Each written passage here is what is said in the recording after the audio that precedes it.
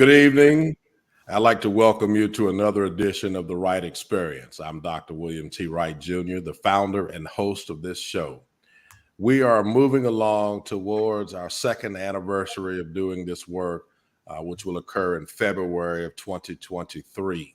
I'm absolutely excited about the continuous improvements and the continuous support that I'm getting from this work that we're doing and have been doing now for just about 2 years. Our goal and our mission is to try to bring you the very best educational leaders and leaders in general that we can find from all across the United States. And tonight's leader is certainly no exception. Tonight's leader I just met just a few months ago at a superintendent's meeting in my return to the state of South Carolina. And I've learned that she's been doing some amazing work in the state of South Carolina as a veteran leader for many years, including the last 5+ years as a school superintendent. My guest tonight is Dr. Kandace Bethea, who is the superintendent of Marion County Schools in South Carolina. In the words of Maya Angelou, when you learn, teach. When you get, give. This simple yet powerful life lesson guides the work of Dr. Kandace Bethea, who has dedicated 20 years as a public school educator in South Carolina. Her career began as an elementary teacher in Lexington County. During her tenure in education, she served as a school administrator in Sumter, Richland, and Marion counties. Dr. Bethea also brings district leadership capacity through her roles, serving as Director of Instruction and Federal Programs for Marion School District 1, as the Deputy Superintendent and Interim Superintendent for the Consolidated Marion County School District, and officially becoming the superintendent in Marion County Schools in January of 2017.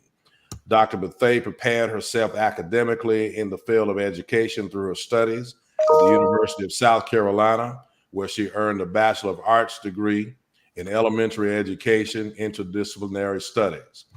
She continued her formal training by receiving a Master of Educational Leadership degree, an Educational Specialist degree, and a Doctor of Philosophy degree in educational leadership, all from the University of South Carolina. As a native of Marion County, Dr. Bethea has the advantage of knowing the community, its strengths, and opportunities for growth. She has been committed to making positive shifts in the academic climate while ensuring that students are at the center of learning.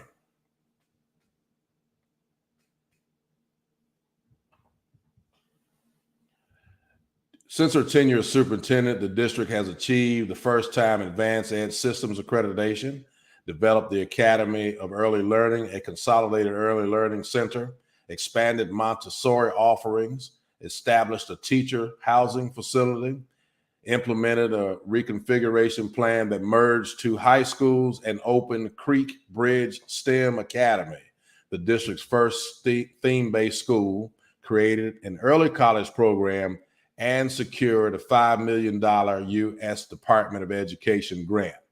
Dr. Bethea's educational vision is to create a school system that promotes high-quality teaching and rigorous and engaging learning experiences that will prepare students for college, careers, and citizenship. Dr. Bethea has a very active personal life with her husband, Jeremy, who is the pastor of historic Mount Olive Baptist Church, and with their children, Jameson, Jillian, and Justin. Her mother, Deborah Rames, is a retired educator and planted the first seeds to Dr. Bethea's desire to become an educator.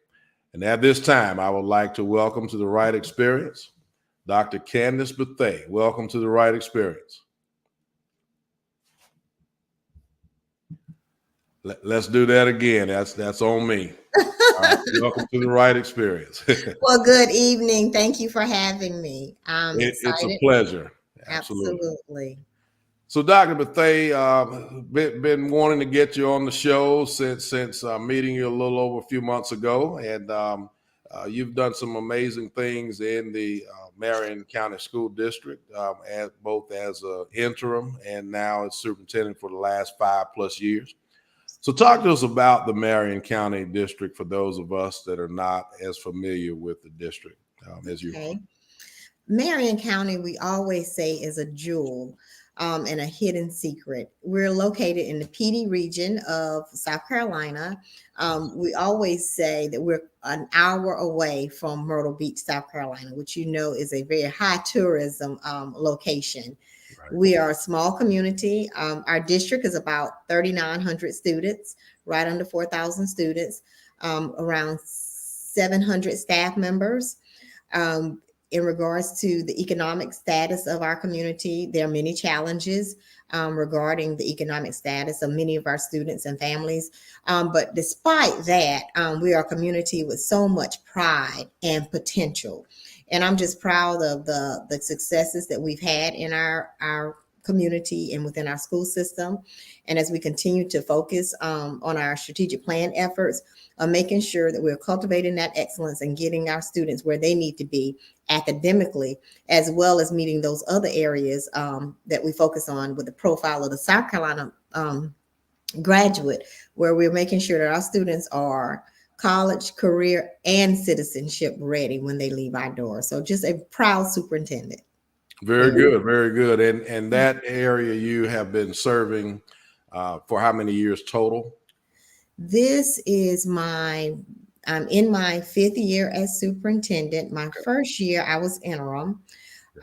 Prior to that, I was deputy for about 4 years in Marion County.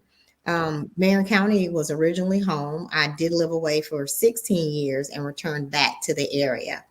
But it is truly a blessing to be back in your own community, investing in a system that has given so much to you. Very good. And that's, I know that's the honor of a lifetime to serve at the highest level of educational leadership at home. So that's absolutely. And you're to be commended for the work that you're doing. Absolutely. Thank you. So Dr. Bethea, in our challenges right now as educational leaders, we have many, but talk to us a little bit about this whole premise around recruitment and retention of quality personnel. What are some of those challenges and how are you navigating those? I think the challenges around recruitment and retention used to be a conversation just in small rural, but now that conversation has expanded to more of your suburban and more affluent areas where we just know our colleges and universities are just not producing educators.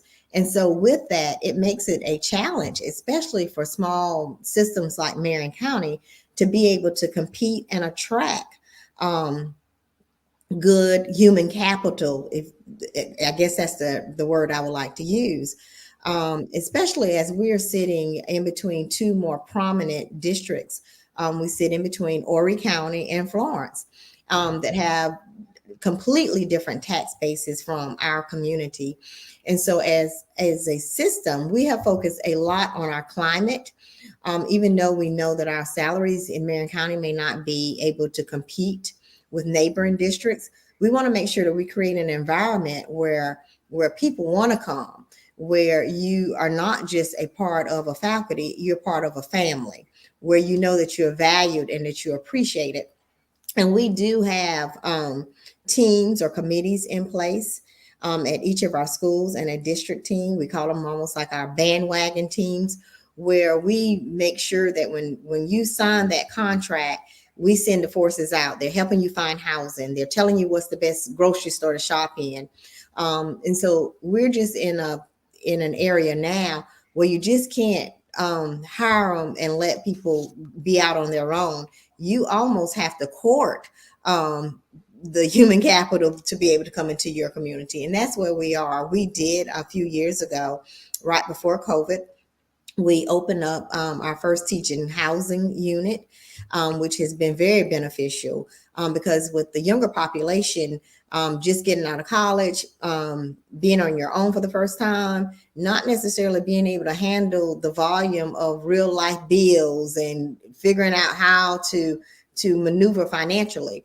And so with our teacher housing units, we're able to provide affordable housing. And that's our way of being able to attract those individuals where you can come to us and we're not trying to profit off of our housing. We're just trying to attract. It's a recruitment strategy for us.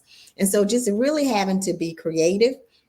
And also with the shortage with recruitment and retention, we do unfortunately see ourselves doing a lot more with virtual and digital curriculum to fill in those gaps that we have when we have not been successful in retaining live beings for all of our classrooms. But our principals do a great job. Those numbers, are much lower than anticipated. Well, good. Well, that's outstanding, and I can tell you from personal experience, the district that I served my assignment just previous to coming to Mhm. Sumter, I worked in a district where, for about 12 to 15 years, they have had teacher housing in place, Mhm. and it is absolutely a Yes, tremendous recruiting tool and it is. retention tool that school districts all across America ought to see how Exactly. they can figure out how to provide. That's exactly right. Exactly. So Dr. Bethea, you talked a little bit about the switch to virtual and the things that we're having to do. So if we could share a lens from your perspective on what you think the future of education might look like, Mhm. let's say 5 to 10 years from now, what are some things that you think are on the horizon and forthcoming? Absolutely. I will say within the last 2 years, the landscape has changed tremendously regarding the way that we do business in education. The and I don't want to go and speak too much on the pandemic because at some point we have to That's get right. beyond that. That's Um, right. but technology now plays such more of a significant role within our classrooms.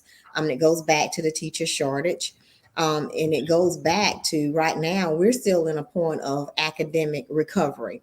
I don't want to use the word learning loss because we do know that there's something called summer slide, but Sure. I like to refer to it as academic recovery. Um, that we're in that mode based off of students being home. And so as we move into the future, I see more and more digital technology in schools. I foresee um, more services and resources in place. And what I mean by that, we know that many of our students cannot get what they need by just whole group. And so I see more of those intervention and support services. I see more of a focus on MTSS, trying to recapture and close that academic gap. Um, and I also just see the landscape of student needs changing. I've noticed just this year, and when I say that, just the emotional, the social emotional component, I see schools having more therapeutic services in them as we continue in the future. I'm seeing that now, right now, in my own district, where one time you could have a counselor or two here or there, but now you're looking for clinical counselors, you're looking for mental health professionals, because unfortunately and sadly so many of our students needs right now from an emotional aspect are beyond what a regular school counselor can handle. Right. And so it's twofold. I see that therapeutic component being more a role of in a child's school day. I see more technology being in that school day as well. And I see a shift in leaders. Leaders in the past, all you had to worry about ultimately is making sure that those students are engaged and they're learning. But now even our leaders have to be politically savvy. So not changing the landscape of who leaders need to be, how to engage and have good communication skills. Because with social media, we have so many people now that are involved in education that have opinions, and it's an open book because of the advances that have been made through social media and technology. And so I see the landscape changing a lot. Going back to the delivery of how education is delivered, going back to the therapeutic, the social emotional, and leadership and what is needed to lead schools in this type of era. What amazing insight, and you're exactly right. The influx of social media and having to keep up with that, and Yes. and the political landscape, certainly with regards to education and the Yeah. influences in public school education, changed tremendously, and will continue to change. I absolutely agree with you. Absolutely. So, Dr. Bethea, as we continue, some thoughts about you. You are, as I read in the bio, you've been connected with a church. Do you call? Are you the first lady of the church? Are you the assistant minister? What? I'm gonna make you laugh. No, I'm not a minister. I'm just a Okay. good helpmate to my husband. That's what Okay. All righty. Okay. All I right. usually use the term Lady Bethea at my church. I Okay. always joke, the term usually is first lady, and I want to be the only lady, so I'm not going to put Okay. a number All to right. I it. like that. Okay. Okay.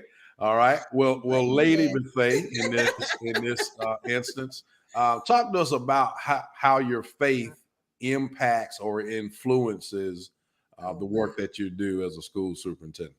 I will tell you, the job of a superintendent, unless you've been in this role, words cannot adequately describe it. It is a very stressful job. It is a very lonely position at times. Right. And so your faith has to play a critical role. I often say, I do think the University of South Carolina has prepared me tremendously, but it has not prepared me for the weight, the heavy weight that is sometimes on your shoulders, or the weight that you carry from public scrutiny, from not being able to ever make a decision that makes the masses happy. There's always an opinion. There's always a difference. There's always someone who knew how to do it better or is critiquing every move. And so that is a lot. And so I have a strong prayer life. I will say that prayer has kept me where I am and will continue to keep me. I'm in church weekly, and I just think it's important to have that connectivity, because that's where my strength comes from. And I think that by being an educator and the superintendent and being the pastor's wife, it takes a tremendous amount of balance, Sure. because both roles require a lot.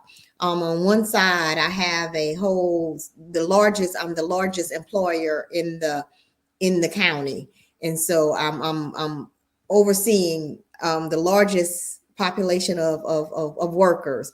Then over here, I have a whole congregation that's watching me, my every move that I'm having to be that model for. And so it's just a balancing act all the time. And I feel that I'm constantly in a fishbowl. And so I always say that I try my best to always do what is right. I always try not to bend on my morals, whether it's professionally or personally. But professionally, my motto is practice policy, practice policy, practice policy. That's right. And so I just feel that having my faith is such an important part. And I don't think that you can do this job without having that connection. You just cannot. Certainly is an important part of being successful, particularly for a long period of time, having longevity in the field. That's absolutely Absolutely. right. So, Dr. Bethea, along those same lines, kind of, sort of, you have served as an African American female for 5 years plus in a leadership role in education. And so, unfortunately, that makes you rare. So, Yes. so talk to us a little bit about the challenges of being an African American female and being in leadership, and how you have, and maybe the faith alone is it, but how you've been able to survive, and not just survive, but do well in leadership. Absolutely.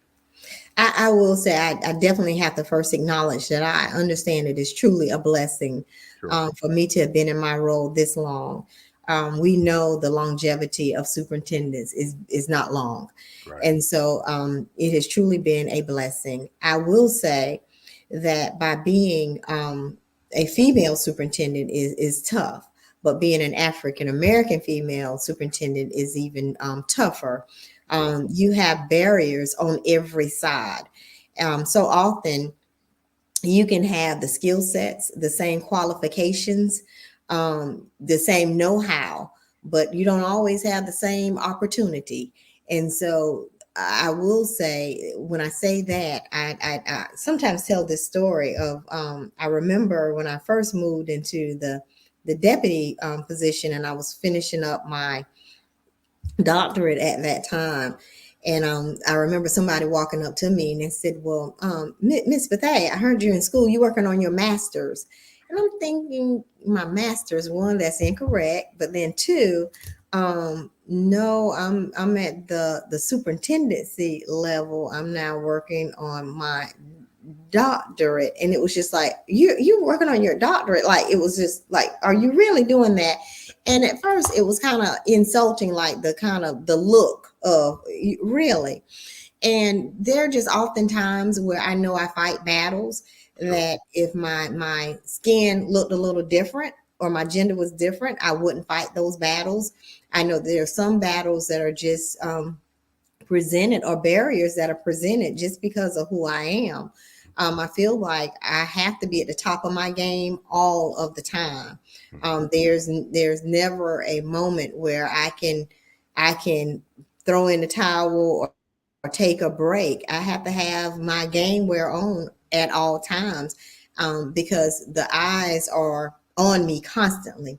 And I don't want to say looking for me to mess up or looking for me to be in error, but that's how I operate.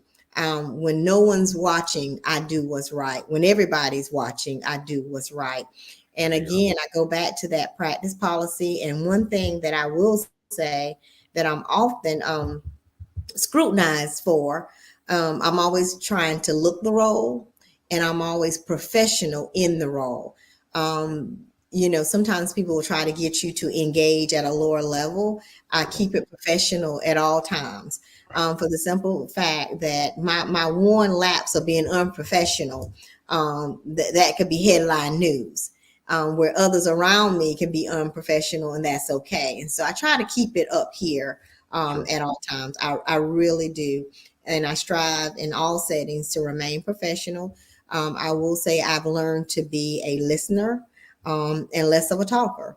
I think there's a time and a place for everything. And I think there's wisdom in listening. You learn a lot by listening. And I try to only speak when it's appropriate, or in the right setting. Sometimes you have leaders, they have to talk all the time and have to let people know what they know.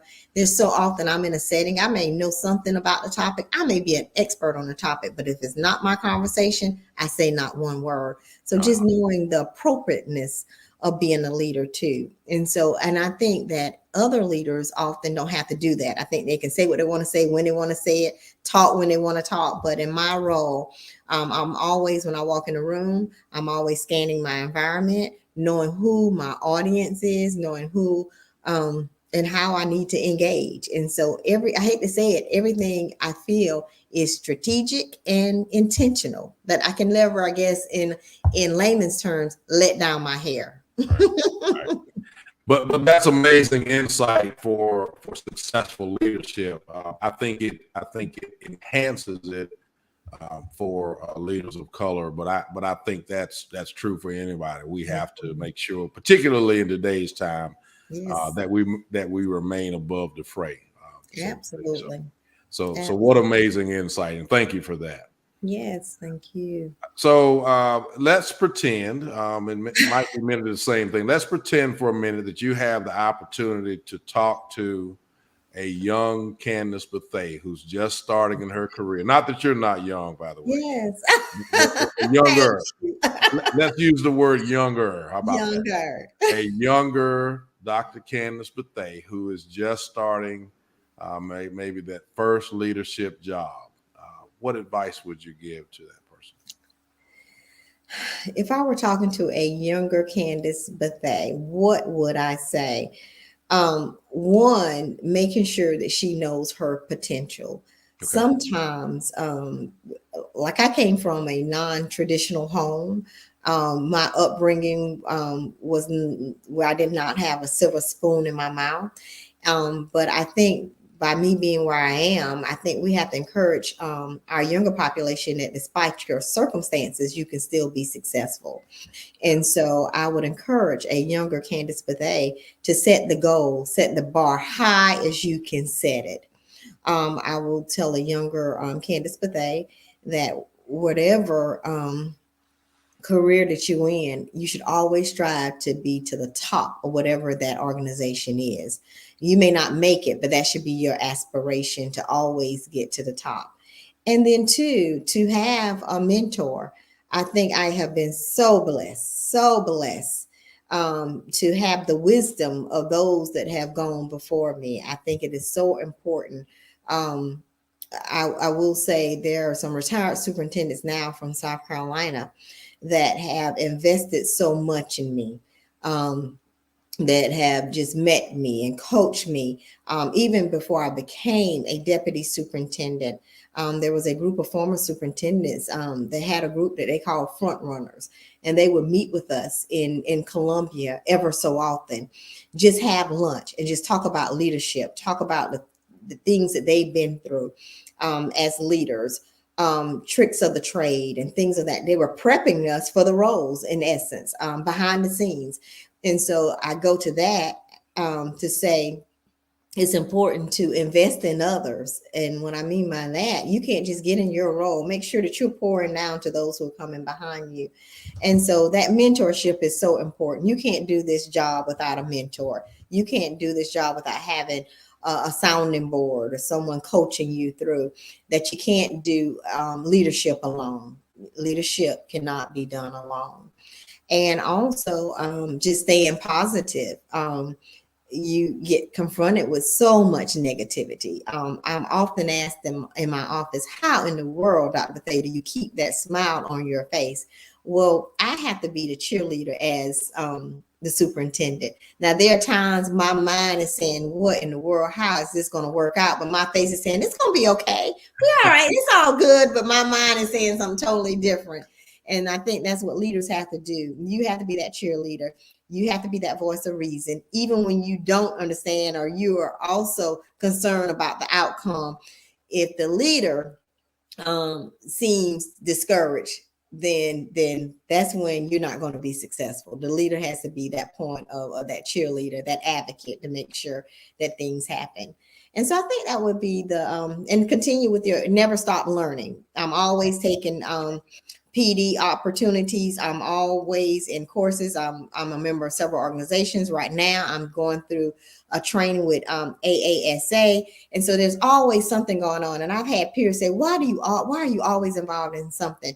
I feel as long as I'm in this role, I need to continue to learn. If I ever get to the point where I feel like I've learned enough, then it's time for me to leave, because education is evolving so quickly that you have to make sure that you're keeping abreast of the newest and the latest. And so to keep learning, just because I have that doctorate degree or that EDS degree, that's not it. You need to continue to learn and pour into your own academics.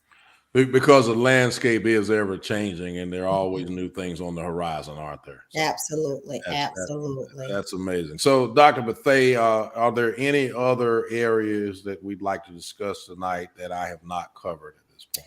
No, but I do want to take a moment just to thank you. Just by you having this podcast and highlighting and featuring educators just speaks volumes. And you see the importance of constantly learning and exposure, and so to leadership. And so I just want to thank you for your insight and for your leadership as well, Dr. Wright. We're glad that you have returned to South Carolina. Well, thank you. I'm enjoying it. You talked about professional development. I am a homeboy of North Carolina, so to speak, and yes. But South Carolina does a tremendous job of providing professional development, even at the highest levels of leadership. So you're right. If you'll hold on with me for a minute, we'll come back and close out the show. Okay. My guest next week on the Wright Experience is Dr. Mike Sontag, who is the dean, which is the equivalent of the president of the University of South Carolina at Sumter. And so we'll have him on the show next week. That is October 27th, 2022, 7:00 p.m. We're looking forward to interviewing and talking with Dr. Sontag on next week, right here on the Wright Experience. And I want to thank all of you for continuing to support and enhance and tell everybody about the show. I have a former pastor who's now deceased, who used to tell people all the time at the end of his sermons, Everything that you see that's good about the Wright experience. He didn't say the Wright experience. He was talking about the church at the time. Tell everybody that you know. Things that are not so good, tell us so that we can grow and get better. So I really do appreciate each of you for the opportunity that I've been afforded to bring this content before you. And we're looking forward to continuing it and continuing to bring you amazing guests just like we've had tonight. And so, Dr. Bethea, I want to thank you very much, first of all, for the leadership that you provide for students in our state. And just want to tell you to keep on keeping on. You're doing an amazing job. I read a lot of wonderful things about your leadership. And so, and certainly, I am glad now that I can pick up the phone and call you and we can converse about Yes. the things that we have to deal with. So, Absolutely. Absolutely. Thank you so much for having me on the show. and to the Wright Experience, you're welcome. To the Wright Experience audience, thank you and good evening.